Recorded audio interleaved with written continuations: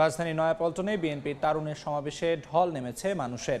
এই মুহূর্তে নয়াপল্টনে সমাবেশস্থলে আছেন রিপোর্টার আহমেদ সালেহীন এবং শাতিলা শারমিন। সরাসরি শুরুতেই যাচ্ছি সালেহীনের কাছে।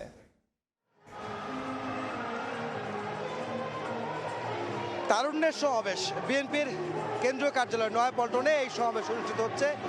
ঢাকার বাইরে 3টি বিভাগীয় শহরে তারুণ্যের সমাবেশ শেষে আজকে ঢাকায় হচ্ছে এই তারুণ্যের সমাবেশ, যেখানে আজকে শেষ হচ্ছে তারুণ্যের সমাবেশ।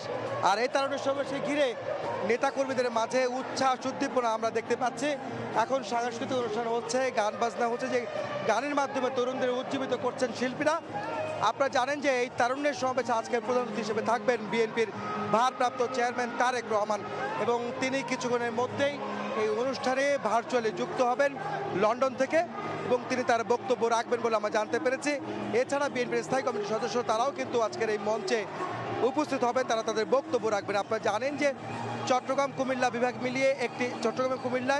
মিলিয়ে চট্টগ্রামে একটি সমাবেশ অনুষ্ঠিত হয়েছিল। এরপরে বরিশাল এবং খুলনার তরুণদের নিয়ে খুলনাতে একটি সমাবেশ অনুষ্ঠিত হয়েছিল, তারুণ্যের সমাবেশ, এবং তারপর সবশেষ সমাবেশ অনুষ্ঠিত হয়েছিল বগুড়ায়, যেটি রংপুর এবং রাজশাহী বিভাগের মিলে একটি সমাবেশ হয়েছিল, যেখানে তরুণদের মতামতকে তারা প্রাধান্য দিয়েছিলেন নেতারা, এবং তরুণদেরকে আগামীর বাংলাদেশ বিনির্মাণের ক্ষেত্রে কীভাবে তাদেরকে কাজে লাগানো যায় এবং তাদের মতামতকে কীভাবে প্রাধান্য দেওয়া যায় সেই বিষয়গুলো কিন্তু উঠে এসেছে। এবং সেখানে যাই সব নেতারা, বিএনপির সিনিয়র নেতা যারা বক্তব্য দিচ্ছিলেন, আমরা সেই সব নিউজ কভার করেছি, এবং তখন তারা জানতে পেরেছিলাম, তারা বলেছিলেন যে এই তরুণদের যে রাজনৈতিক অধিকার প্রতিষ্ঠার জন্য একটি সুষ্ঠু নিরপেক্ষ একটি নির্বাচন প্রয়োজন, যে নির্বাচনে তাদের যে 15 বছর যে আকাঙ্ক্ষা, 3টি নির্বাচনে তারা ভোট দিতে পারেনি, সেই ভোটাধিকার ফিরে পেতে একটি সুনির্দিষ্ট রোডম্যাপ চান, এবং সেই নির্বাচনের রোডম্যাপ অন্তর্বর্তীকালীন সরকারকে দিতে হবে, এবং যারা এই নির্বাচনের মাধ্যমে একটি জবাবদিহিমূলক সরকার প্রতিষ্ঠিত হবে আগামীতে, এবং সেই সরকার তরুণদেরকে নিয়ে আগামী বাংলাদেশ বিনির্মাণের ক্ষেত্রে তারা এগিয়ে আসবেন, এবং তরুণদের যে ভূমিকা থাকবে সেই নির্বাচনের ক্ষেত্রে সেটি কিন্তু তারা বলছিলেন। তো এখন এই মুহূর্তে এই সমাবেশের আরেক প্রান্তে রয়েছেন আমাদের সহকর্মী শাতিলা শারমিন, তিনি বলবেন এই সমাবেশের সবশেষ খবর। আমার সহকর্মী সালেহীন যেমন মঞ্চের কাছ থেকে জানাচ্ছিলেন, তেমনি আমি মঞ্চের একটু দূরে রয়েছি, কিন্তু এখানে যে অবস্থাটা সেটা হচ্ছে যে তৃণমূলের যে নেতাকর্মীরা এসেছেন, অর্থাৎ ঢাকা বিভাগের বিভিন্ন জায়গা থেকে, তাদের মধ্যে যে উদ্দীপনা, উৎসাহ এবং হচ্ছে এই তারুণ্যের সমাবেশকে ঘিরে যে আগ্রহ, সেটি কিন্তু চোখে পড়ার মতো। তারা বহু স্লোগান দিচ্ছেন, নিজের যে সংগঠন সেই সংগঠনের নাম ধরে, নেতাদের নাম ধরে, এবং সর্বোপরি খালেদা জিয়া এবং তারেক রহমানের নাম ধরে কিন্তু স্লোগান আমরা শুনতে পাচ্ছি।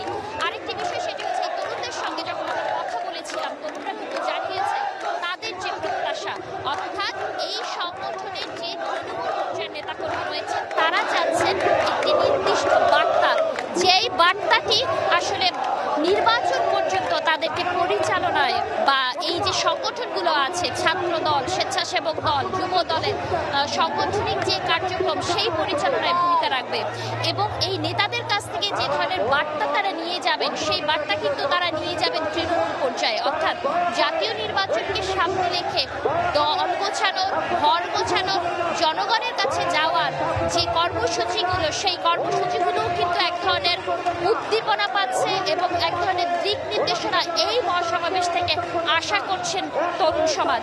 এবং সবচেয়ে বড় বিষয়টি সেটি হচ্ছে যে পুরো দিনের এই যে আয়োজনটি, এই আয়োজনটি কিন্তু দুপুরে হলেও সকাল থেকেই যে মানুষের ঢল নামে, সেই ঢলটি কিন্তু এসে ঠেকেছে এখন এই পর্যায়ে। আসলে মানুষের তিল ধারণের ঠাঁইটিও কিন্তু নেই, অর্থাৎ কেউ বসে আছেন, কেউ দাঁড়িয়ে আছেন, মঞ্চে সাংস্কৃতিক অনুষ্ঠান হচ্ছে, সেই সাংস্কৃতিক অনুষ্ঠান, বিভিন্ন গান তারা উপভোগ করছেন, এবং আশা করছেন নেতাদের কাছ থেকে একটি সুনির্দিষ্ট বার্তার।